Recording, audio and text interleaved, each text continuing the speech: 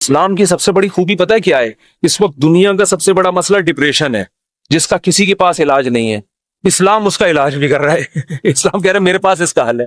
میں اگر لسٹ بنانا شروع کروں نا لوگوں کے فون سن کر کہ کتنے لوگ ہیں جن کے میرے بیان سن کے 5 سال سے ڈپریشن کی گولیاں کھا رہے تھے، وہ گولیاں چھوٹ گئیں، تو آپ حیران ہو گئے۔ آپ کہہ سکتے ہو مفتی صاحب آپ چٹکلے سناتے ہو اس لیے، نہ وہ بیانات سن کے جو میرے بیانات اسپیشل اسٹریس اور ڈپریشن کے بارے میں ہوئے ہیں۔ آج مغرب کے بعد اسلام آباد سے ایک صاحب کا فون آیا، میں نے اتفاق سے اٹھا لیا، اور مفتی صاحب کب سے تلاش میں؟ میں نے کہا کیا ہو گیا بھائی؟ کہہ رہے ہیں بھائی میں کئی سالوں سے ڈپریشن کی گولیاں کھا رہا ہوں، میری ڈپریشن ختم نہیں ہو رہی تھی، آپ کا میں نے ایک ڈپریشن کے خلاف بیان سنا، ڈپریشن کیسے ختم کریں یہ تھا یا پتہ نہیں کیا تھا۔ کہہ رہے ہیں میں حیران ہوں کہ میری ڈپریشن ختم ہو گئی، اور وہ تو کہہ رہے ہیں میں نفسیاتی ڈاکٹروں سے جا کے لڑ رہا ہوں کہ یار اس مولوی کے بیان سن کے میں ٹھیک ہو گیا، جو نہ ماہر نفسیات ہے نہ کوئی ڈپریشن پہ اس نے کورس کیے ہوئے ہیں، اور تمہارے گولیاں کھا کھا کے میں ٹھیک نہیں ہو رہا۔ تو میں نے اس سے کہا میرے بھائی یہ مولوی کا کمال بولو نہیں، ہم بھی جو خوش ہیں تو اسلام کا، ہم تو نہیں کہتے ہم سچی پکے مسلمان ہیں بھائی، ہم تو بہت ہی نالائق ہیں۔ ایک نسبت ہے اسلام کی طرف، وہ تسلیاں دیتا رہتا ہے، وہ کیا کرتا رہتا ہے؟ وہ تسلیاں دیتا رہتا، بھائی سب سیٹ، کوئی مسئلہ نہیں، ہو جائے گی صبر، ٹھیک ہے نا؟ کیا مطلب؟ یعنی پریشانی دور ہو جائے گی، یہ مطلب کچھ اور لے کے جا رہے ہیں، ویسے میں بھی وہی مراد میں۔ اچھا خیر، اس کی ایک مثال دیتا ہوں میں، ایک مثال، اس سے آپ کو سمجھ میں آئے گی بات۔ کبھی کبھار نا مجھے جوش چڑھتا ہے تو میں فون اٹھا، اب بہت عرصے کے بعد میں نے فون سننا شروع کر دیے ہیں، لیکن پھر وہ بھی اس لیے کہ اتنی بھرمار ہو جاتی ہے نا کہ لوگوں کی ٹینشنیں سن کے آدمی بھی تھک جاتا ہے، پھر میں بند کر کے رکھ دیتا ہوں۔ ابھی میں بالکل موبائل لیس ہو گیا، میری زندگی سے موبائل نکل گیا، تو میں نے کہا بالکل میں ویسا ہو گیا ہوں جب نیا موبائل ایجاد ہوا تھا، صحیح ہے نا؟ اب میں نے دوبارہ تھوڑا سا پھر ہونے لگا، پھر بند کر دوں گا۔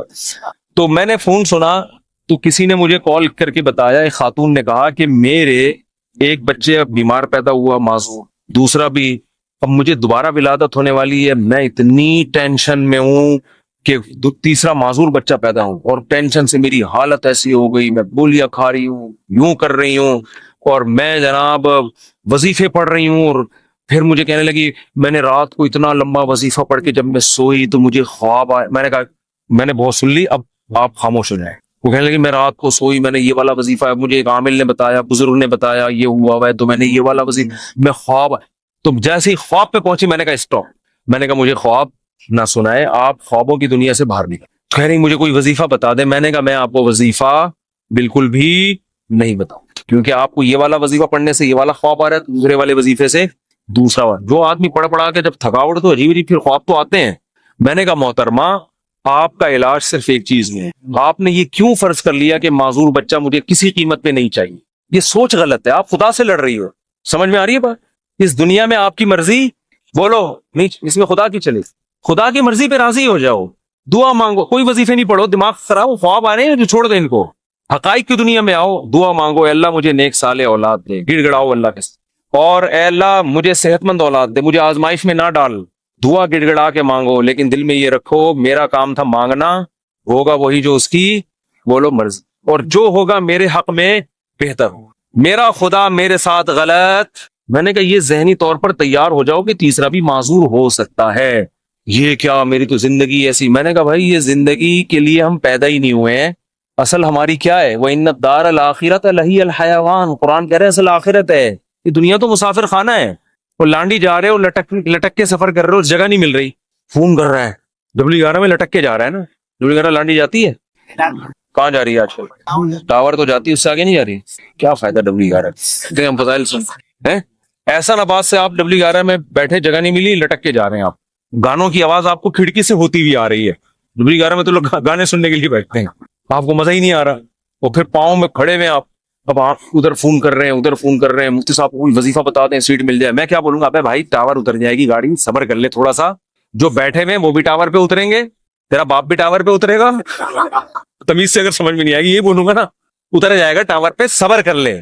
وہ کہہ رہے نہیں، وہ اس کھڑکی میں جو بیٹھا ہوا اتنے مزے سے وہ تو سب کچھ دیکھ رہا ہے بھائی، کھڑکی میں ہوا بھی آ رہی ہے، اس کو کرایہ میں نے بھی اتنا دیا، خدا کیا نا انصافی کر رہا ہے، اس کو کھڑکی ڈرائیور کے ساتھ بٹھا دیا اور مجھے لٹکا دیا۔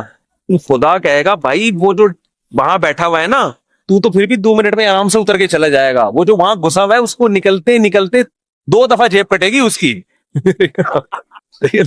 تو یہ ٹینشن برداشت کر لو, دنیا کیا ہے, مسافر خانہ ہے. تو میں نے کہا اس کے علاوہ, کیونکہ یہ ٹینشن ہی کوئی دوسری ٹینشن کھڑی ہو جائے گی. پھر میں نے اس خاتون سے کہا, میں نے کہا آپ کا معذور بچہ پیدا ہو, اور وہ معذوری بھی ناقابل برداشت نہیں تھی, تو آپ یہ سوچ لو کہ دنیا میں بہت سے لوگ ایسے ہیں جو اس سے بھی زیادہ ٹینشنوں میں ہیں. میں نے کہا آپ کا شوہر اچھا ہے, آپ کو کھلا رہا ہے پلا رہا ہے, سسرال سپورٹ کر رہا ہے, بچوں میں ایک فالٹ پیدا ہو رہا ہے, اس سے بھی بڑی بڑی ٹینشنیں, ایسے ایسے میاں ملے ہوئے مارتے ہیں پیٹتے ہیں, زندگی عذاب بنائی ہوئی ہے. ان عورتوں سے پوچھو گے تو وہ کہیں گی اللہ اس شوہر سے جان چھڑا دے, بے شک معذور بچہ پیدا ہو جائے, اس ساس سے جان چھڑا دے. میں نے کہا ایسے بھی لوگ ہیں فٹ پاتھوں پہ پڑے ہوئے ہیں, ایسی عورتیں بھی ہیں کھانے کو روٹی نہیں ہے, وہ کہہ رہے معذور بچہ پیدا ہو جائے مگر عزت کی چھت مل جائے.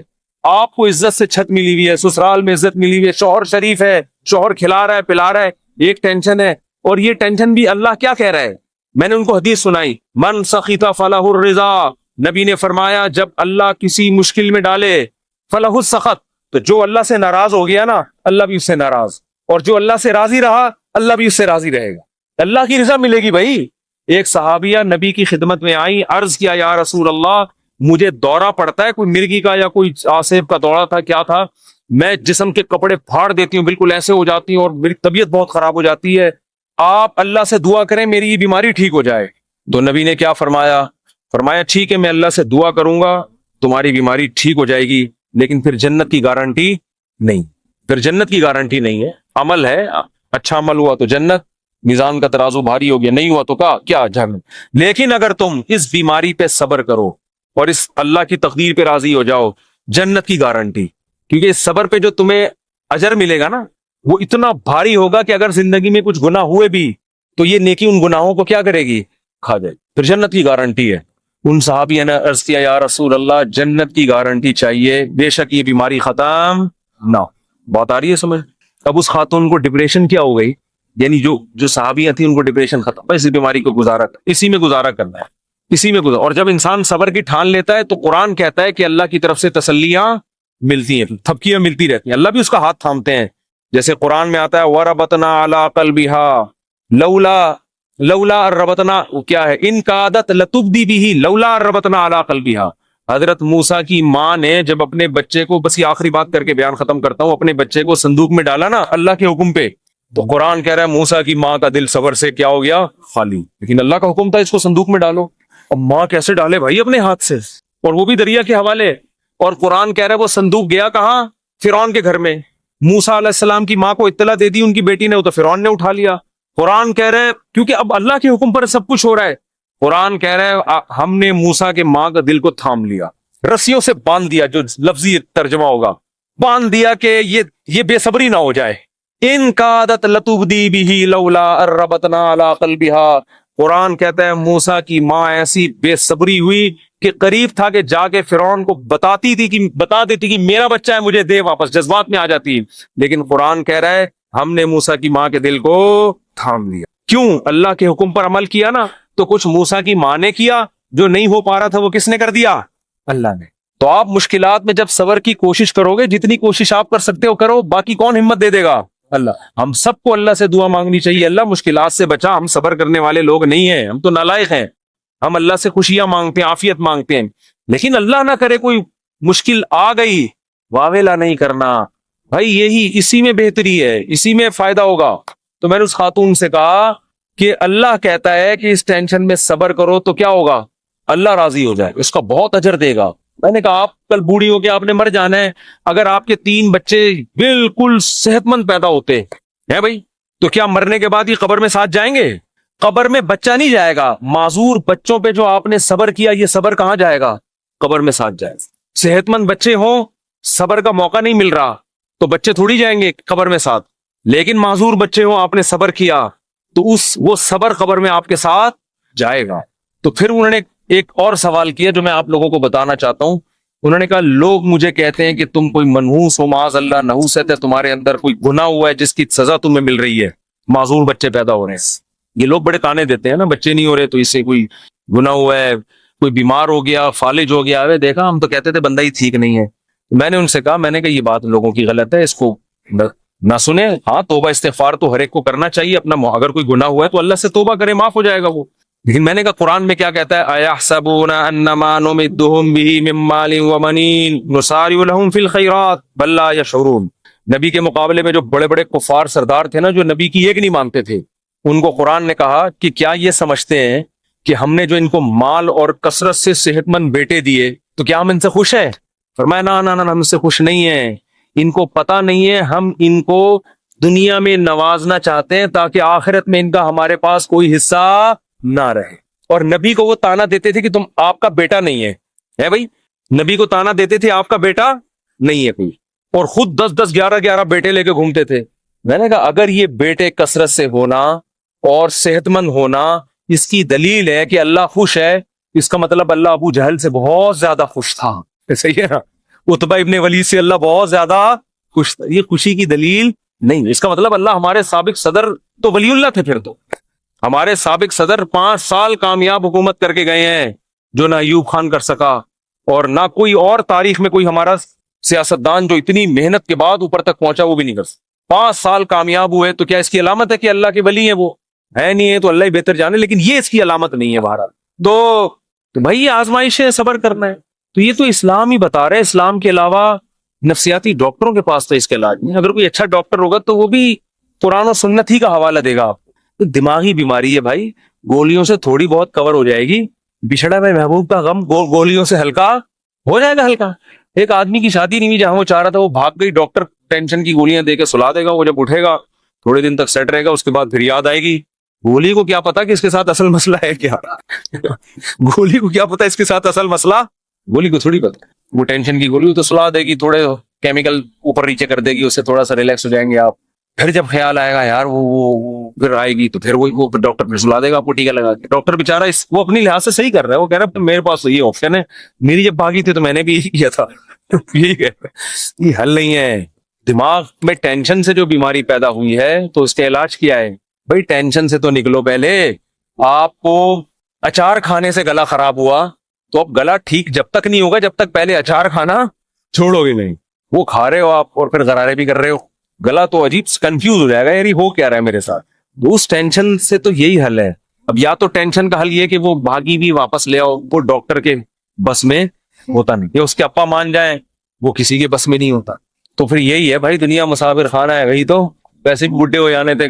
بڈھوں کو دیکھ لیا کرو جو ان کے پرانے جو بوڑھے ہو چکے ہیں نا، وہ لیلا مجنو کو سوچ لیا کرو، لیلا کس قبر میں سو رہی ہے اور مجنو کس قبر میں سو رہا ہے۔ اب کوئی آپس میں ریلیشن ہے؟